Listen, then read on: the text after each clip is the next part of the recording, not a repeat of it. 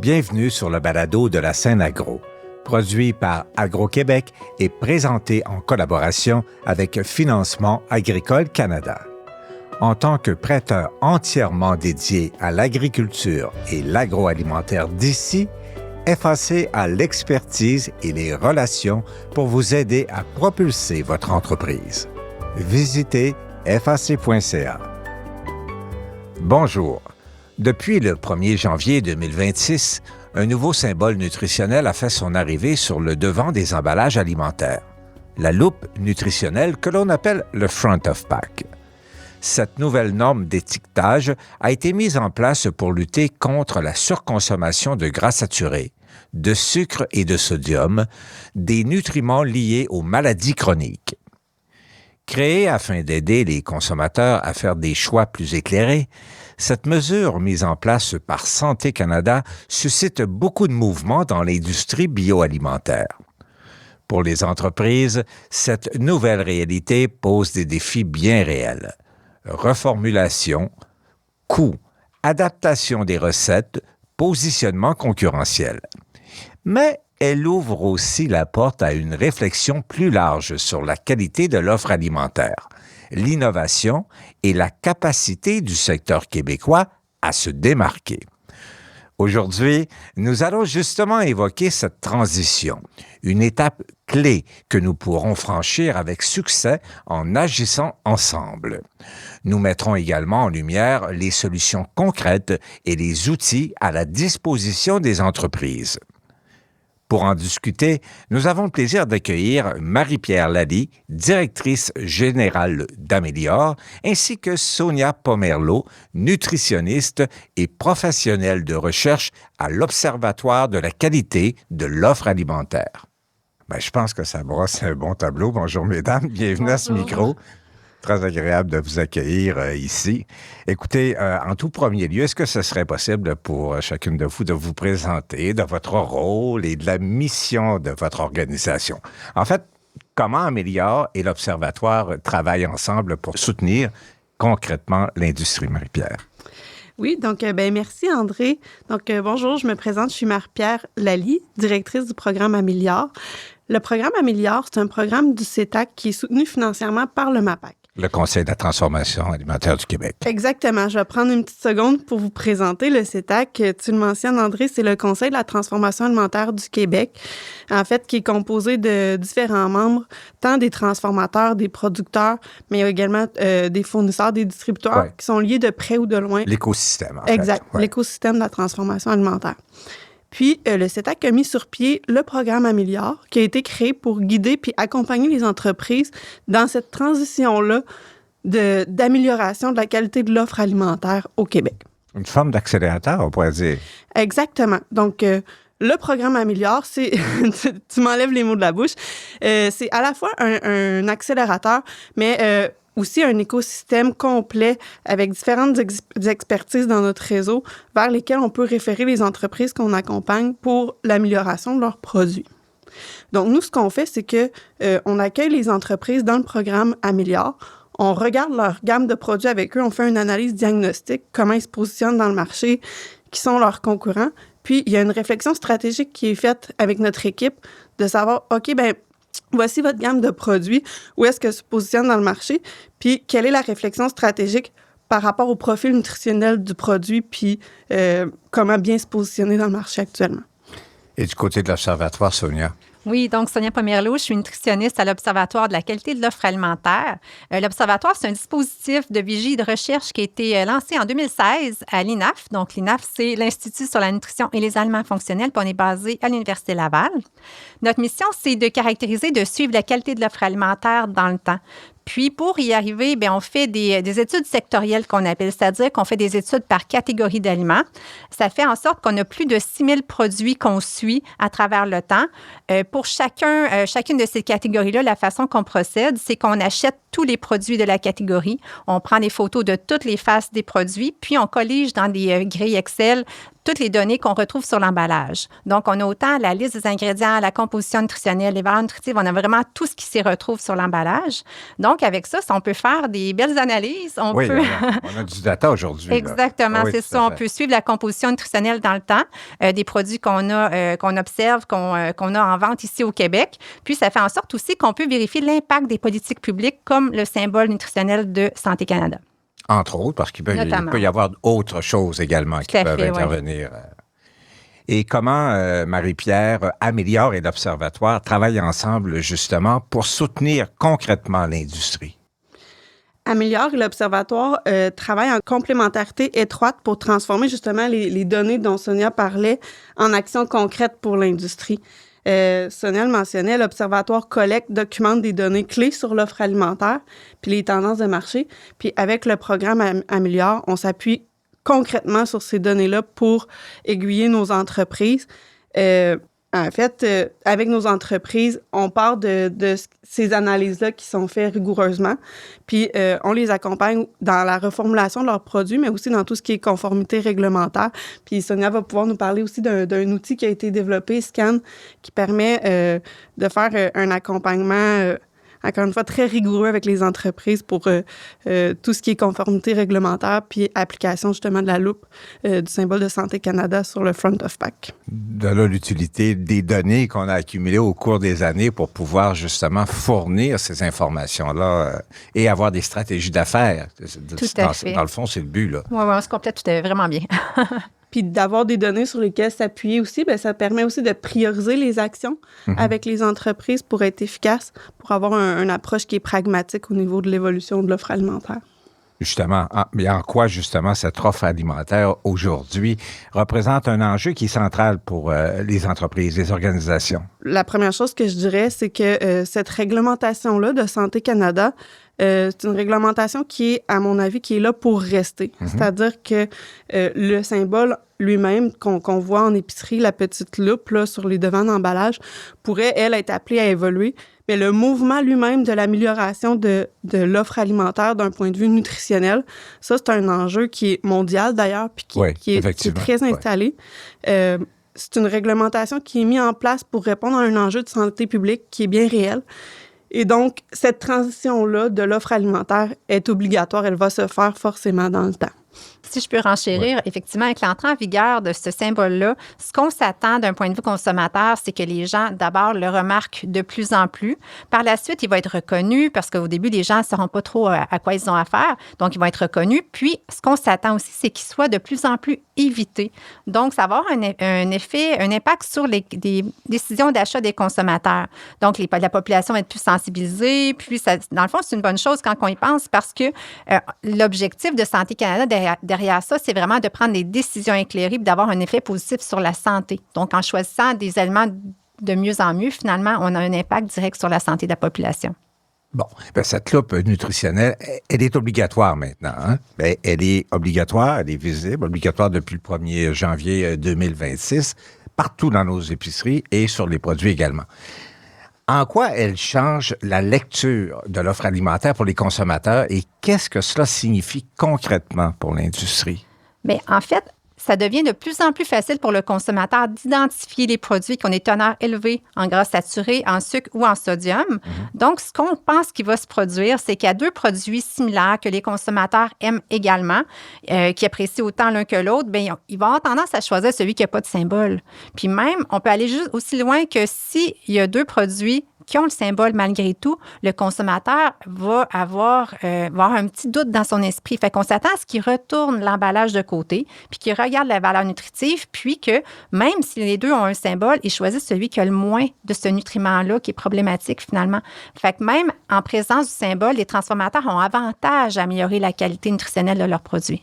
Puis en même temps, bien, ça va être un peu dynamique parce que le consommateur aussi va s'habituer, va apprendre de tout ça, là, parce qu'on est tout début du processus. Tout à fait. On ne sait pas exactement comment ça va se produire, mais effectivement, on s'attend à ce qu'il y ait des changements dans la consommation des choix d'achat des consommateurs.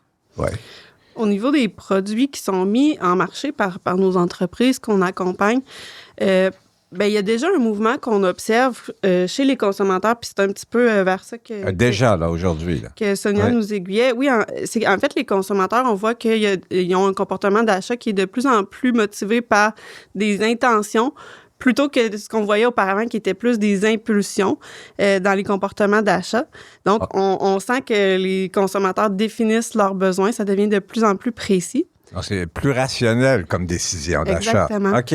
Et donc, l'enjeu de ça, bien, pour les entreprises de transformation alimentaire qui produisent ces produits-là, qui sont mis en marché, bien, évidemment, il y a l'enjeu de s'adapter à la demande des consommateurs, répondre aux besoins, mais il y a aussi de diminuer le risque lié à la non-conformité réglementaire, d'où l'importance d'accueillir ce règlement-là et de s'y conformer, d'analyser nos produits, de voir si nos emballages sont bien conformes. Il y a aussi un autre élément chez les entreprises, c'est qu'on va voir dans plusieurs catégories de produits qu'il va y avoir des leaders par catégorie. Donc, des entreprises qui vont prendre les devants sur l'amélioration de leur longueur d'avance. Exactement. Ouais. Et d'où l'intérêt, justement, d'observer les mouvements dans les différentes catégories de produits. Puis, les entreprises de suivre ça de près pour faire partie de la compétition. Ça devient un levier compétitif très important à la qualité nutritionnelle des produits qui sont mis en marché. OK. Donc, le consommateur, anciennement, ne réagissait qu'à des éléments finalement marketing, alors qu'à partir d'aujourd'hui, va réagir à des éléments également un peu plus factuels, un peu plus liés à sa santé, son bien-être, tous ces éléments-là finalement. Exactement. Ça peut devenir un moyen de fidéliser les consommateurs à la bonne réputation, par exemple, d'un produit ou d'une marque. Et est-ce qu'il y a quelque chose qui freine encore certaines entreprises, justement, à s'engager dans un parcours d'amélioration de l'offre? Oui, bien... Parce que ça fait longtemps, là. Ça fait quand même quelques années. On le voit venir, on sait que ça s'en vient. Des entreprises qui sont probablement plus prêtes que d'autres. Est-ce qu'il y a encore des freins aujourd'hui? Tu as raison, André. Le mouvement peut être plus lent à certains égards, puis c'est bien normal, il faut le comprendre, parce que la transition vers l'amélioration nutritionnelle des produits pour les entreprises, puis même pour les détaillants qui mettent les produits en marché, elle est directement liée à la demande des consommateurs. Et ce que je veux dire par là, c'est que si, par exemple, le consommateur prend un certain temps à faire une transition dans ses choix, ça va affecter directement l'offre qui est en marché, tant des transformateurs qui mettent les produits en marché que les détaillants qui s'adaptent constamment à la demande des consommateurs. Donc, ça, c'est un premier élément. Puis, je dirais qu'un deuxième élément aussi, c'est que, évidemment, on est dans un contexte inflationniste et donc, tous les coûts comptent dans la mise en marché d'un produit. Puis, à savoir qu'une entreprise qui décide de faire de la recherche et développement pour améliorer, par exemple, une recette, il y a des coûts rattachés à ça. Puis, on est dans un contexte actuellement où ce que les entreprises cherchent à diminuer les coûts le plus possible pour la mise en marché des produits. Et donc, ça a un impact sur la décision. Mais je suis curieux. Est-ce que amélioration d'un produit veut nécessairement dire augmentation du coût du produit? Non, c'est pour ça qu'Améliore approche les entreprises accompagnées en ayant cette réflexion-là stratégique. C'est un très bon point que tu soulèves, André. Des fois, c'est simplement d'avoir les bons experts autour de la table, d'où l'intérêt de travailler avec notre programme, puis d'avoir cette réflexion-là stratégique sur les produits. Chaque produit a des besoins spécifiques différents. Puis communiquer les bons messages. Parce que souvent, les entreprises, la perception qu'ils vont avoir, c'est que fondamentalement, c'est une réglementation supplémentaire. C'est une contrainte supplémentaire. Alors que ça peut représenter un levier. Oui, tout à fait. Puis, tu sais, Marie-Pierre, elle a nommé des freins qui sont très importants. Puis, il ne faut pas se mettre la tête dans le sable. Ils existent réellement, ces freins-là. Par contre, du côté positif, si on peut dire, oui, le coût et le goût sont des facteurs décisionnels, mais il y a plusieurs études qui ont déjà été réalisées à ce sujet-là, comme par exemple pour le goût. On a déjà remarqué dans des études que la réduction pouvant aller jusqu'à 30 % par exemple, du sodium, ça affecte ni le goût ni l'appréciation du consommateur. Quand même, c'est beaucoup, 30 %. Oui, c'est beaucoup.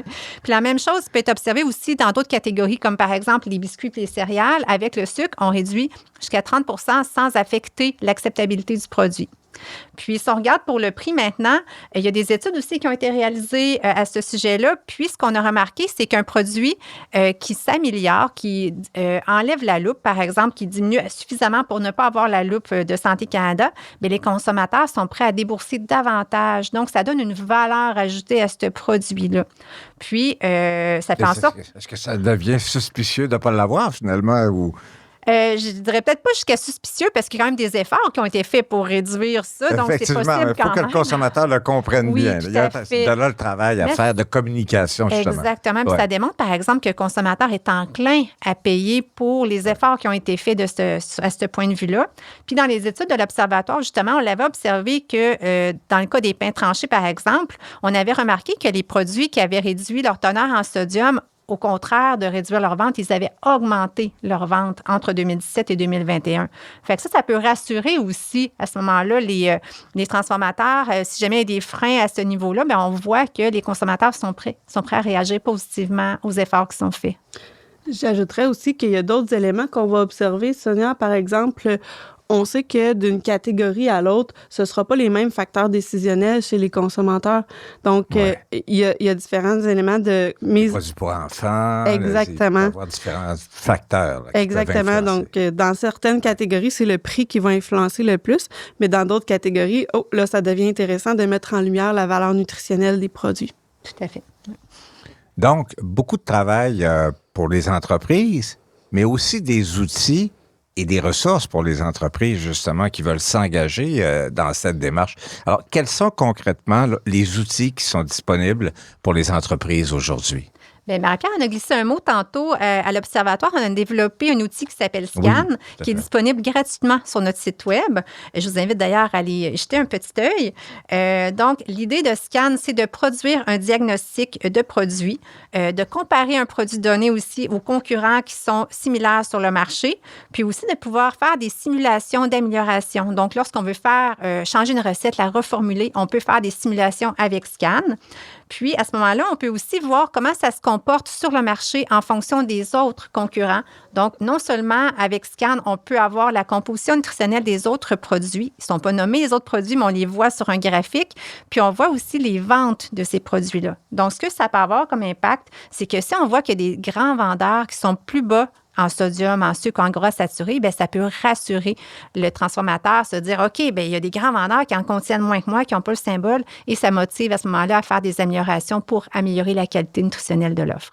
Donc, les entreprises peuvent avoir accès à cet outil-là rapidement et à coût nul. Exactement, c'est ça. Qui dit Donc, mieux. pour ça qu'on a beaucoup de connexions aussi. Depuis le lancement de Scan, on a près de 6000 connexions sur le site. Donc, on voit... Qui date de? À peu près 1 an et demi. Ah, quand même. OK, ouais, c'est beaucoup. Ça. Ça fait beaucoup de temps, mais ça fait aussi que les gens... ça fait un effet de levier, ça fait un effet de tremplin. Les gens se motivent à aller sur Scan, puis on voit vraiment beaucoup de connexions, de clics, puis de reformulations qui sont créées. OK. Puis rapidement, ça veut dire quoi là, pour une entreprise là, qui commence et qui utilise l'outil? Ça veut dire qu'il peut voir assez rapidement, ça veut dire quoi? Bien, c'est une porte d'entrée. C'est le premier pas vers l'amélioration. On sait je comprends, il faut aller plus loin. Exactement. Puis l'outil donne aussi à quelle hauteur on doit s'améliorer pour éviter d'avoir le symbole. Donc, combien qu'on doit diminuer notre quantité de sodium, combien qu'on doit diminuer notre quantité de sucre. Puis à ce moment-là, on sait vers où s'en aller. Là. C'est comme les premiers pas vers l'amélioration. Où on se situe par rapport à la catégorie de produits dans laquelle on est. Tout à fait. Ouais. Et pour les outils, Marie-Pierre, de ton côté? Bien, en fait, dans la démarche des entreprises, Sonia le disait, avec l'outil de l'Observatoire Scan, c'est une très bonne porte d'entrée. Puis, la démarche avec l'accompagnement d'Améliore suit un petit peu cette porte d'entrée-là, c'est-à-dire que nous, bien, les entreprises qu'on accompagne, je le disais plus tôt, on fait une analyse de leur gamme de produits, mais surtout, on est super conscient que chacune des entreprises qui fait un parcours avec nous a une réalité spécifique, puis un cas unique de produit. Et donc, d'où l'intérêt de notre accompagnement, c'est que on fait du sur-mesure pour les entreprises. Puis les ressources disponibles aussi chez les entreprises sont différentes, tant au plan humain que financier. Tout à fait. Fait que en s'accompagnant là, d'un réseau d'experts complet, dont l'Observatoire, bien, ça nous permet d'aider tant sur le plan financier les entreprises qui sont plus limitées, par exemple, dans cette ressource-là en R&D, mais aussi de les diriger directement vers les bons experts qui ont besoin pour leur cas spécifique. D'accord. Et Sonia, on parlait tout à l'heure de l'Observatoire qui suit de près l'évolution des marchés. Alors, qu'est-ce que nous montrent les premières données sur l'évolution de l'offre alimentaire au Québec? Bien, les premières constatations... C'est tout chaud, là. Oui, tout à fait. Mais en fait, les premières constatations, c'est que l'industrie bouge. Ouais. C'est en plein mouvement. Ouais. Puis pourtant, on sait que la loupe est obligatoire seulement que depuis le 1er janvier 2026. Donc, c'est des premières données qu'on a. Mais on avait déjà commencé à remarquer des changements, des efforts d'amélioration qui se sont faits. On a vu des nouveaux produits plus intéressants d'un point de vue composition nutritionnelle qui ont été mis en marché. Puis on a aussi vu des efforts de reformulation pour éviter la position du symbole. Puis si on s'intéresse plus particulièrement aux produits qui ont été fabriqués au Québec, on a fait des analyses justement pour comparer ces produits-là avec ceux qui sont faits à l'extérieur du Québec. Puis, ce qu'on a pu remarquer dans certaines catégories comme les yogourts et les desserts laitiers, bien, c'est que seulement 10 des produits d'ici auraient à poser le symbole de Santé Canada, comparativement à 29 des produits d'ailleurs. Donc, on voit qu'on fait très bonne figure. On est bien parti. On est bien parti. Il y a du travail de fait, là. Oui, tout à fait. Puis, si on regarde une catégorie qui est plus... on va dire difficile, parce que là, je parle des soupes prêtes à servir, c'est des produits typiquement qui sont très riches en sodium, mais on voit que celles qui sont faites ici au Québec, il y en a 74 qui ont le symbole, ce qui est quand même beaucoup, mais si on compare avec les produits d'ailleurs, bien, c'est 94 des produits qui auraient le symbole. Donc, on fait vraiment bonne figure dans beaucoup de catégories longueur d'avance, qu'on pourrait dire. Oui, donc non seulement on encourage le local, mais en plus, on fait des bons choix pour notre santé. C'est sûr que il y a encore du travail à faire. Ça ne veut pas dire qu'il faut s'asseoir sur nos lauriers et rien faire. Mais on sent le mouvement, puis on sait qu'il y a des changements qui s'en viennent parce qu'il y a beaucoup d'industries qui font beaucoup d'efforts pour essayer d'améliorer la qualité nutritive de leurs produits. Et avez-vous des exemples concrets d'entreprises qui ont obtenu justement des constats encourageants à partager? Oui, bien, on n'a pas de marque, évidemment, qu'on nomme, là, vous ne serez pas surpris. Mais la façon qu'on procède, entre autres, à l'Observatoire, c'est qu'on regarde les catégories d'aliments qui sont prioritaires. Donc, les catégories pour lesquelles il y a un fort potentiel d'amélioration et que cette amélioration-là peut avoir des impacts majeurs sur la santé publique. Je pense, entre autres, aux pains tranchés. Les pains tranchés, c'est des produits qu'on peut manger le matin, le midi, le soir. Toute la population en mange. Donc, des légères améliorations sur les pains tranchés, ça peut avoir un impact majeur sur la santé de la population. Même chose pour les céréales à déjeuner. Les céréales, on peut en manger le matin au déjeuner, évidemment, comme collation ou en soirée. Fait que lorsqu'on apporte de petites modifications, les impacts sont très grands juste avec ces catégories-là. Puis, on a aussi remarqué dans nos travaux que souvent, ça prend une réduction aussi faible que 5 jusqu'à 15 pour éviter d'avoir le symbole. Donc, ce n'est pas des grandes améliorations qui sont nécessaires. On ne parle pas d'une révolution, là. Non, c'est ça. Souvent, ça prend des petites... Il faut quand même faire des efforts pour garder la saveur, etc. Il y a des travaux qui sont à faire pour diminuer de cette ampleur-là, même si c'est petit. Mais ça fait en sorte quand même qu'on évite le symbole. Donc, d'un point de vue santé publique, si toutes les industries diminuaient de 5 ça aurait un impact. Puis c'est ça l'idée de la santé publique aussi, c'est d'agir sur les environnements. Donc, on améliore la santé de la population par défaut, si on peut dire. Et du côté d'Améliore, Marie-Pierre, êtes-vous en mesure, avez-vous vu déjà des initiatives qui ont porté fruit, qui sont des éléments extrêmement encourageants? Oui, moi, je suis super fière de dire qu'effectivement, au Québec, il y a beaucoup d'entreprises qui ont revu leurs produits, qui ont analysé leurs différents produits. Après, évidemment, il faut garder en tête qu'il y a des catégories de produits où c'est plus difficile de bouger, ne serait-ce que pour la conservation des aliments ou dans certaines catégories, on va vouloir avoir un taux de sodium peut-être plus élevé. Mais cela dit, les entreprises se mobilisent, sont conscients de cette réalité-là, puis on voit des mouvements là, dans multiples catégories de produits. Moi, ce que j'entends là, aujourd'hui, c'est que on voyait la chose très grosse. Effectivement, c'est quand même majeur comme étape, mais il y a des choses à faire. Il y a des entreprises à succès qui ont réussi de belles choses depuis le tout début, là. Ouais. Absolument. Je pense qu'on peut être fiers de nos industries ici. Bien, bravo. Merci beaucoup, Sonia. Merci beaucoup, Marie-Pierre. Très agréable de vous accueillir aujourd'hui. Je pense que l'on peut retenir une chose de notre échange. L'amélioration de l'offre alimentaire est déjà en marche. Elle répond à un enjeu de santé publique majeur, mais elle représente aussi une occasion pour l'industrie québécoise d'innover, de se démarquer et de renforcer la confiance des consommateurs. La loupe nutritionnelle, loin d'être une finalité, agit comme un accélérateur de réflexion et d'action. Elle invite à regarder autrement les produits que l'on met sur le marché et à s'inscrire dans une démarche d'amélioration continue, réaliste et adaptée aux réalités de chaque entreprise. Grâce aux données de l'Observatoire, à des outils comme Scan et à l'accompagnement d'Amélior, les transformateurs ne sont pas seuls pour amorcer ou poursuivre ce virage. Ensemble, en misant sur des actions concrètes et graduelles, il est possible d'avoir un impact réel sur la qualité de l'offre alimentaire. Le message est clair. Bouger, même par des petits pas, fait une différence. Et chaque amélioration compte. Si vous êtes un transformateur et que vous souhaitez amorcer ou structurer une démarche d'amélioration de votre offre alimentaire, n'hésitez pas à contacter Amélior pour être accompagné. Au revoir. Vous avez aimé ce contenu? Suivez la scène agro pour rester à l'affût de l'actualité agroalimentaire au Québec. Merci et à bientôt.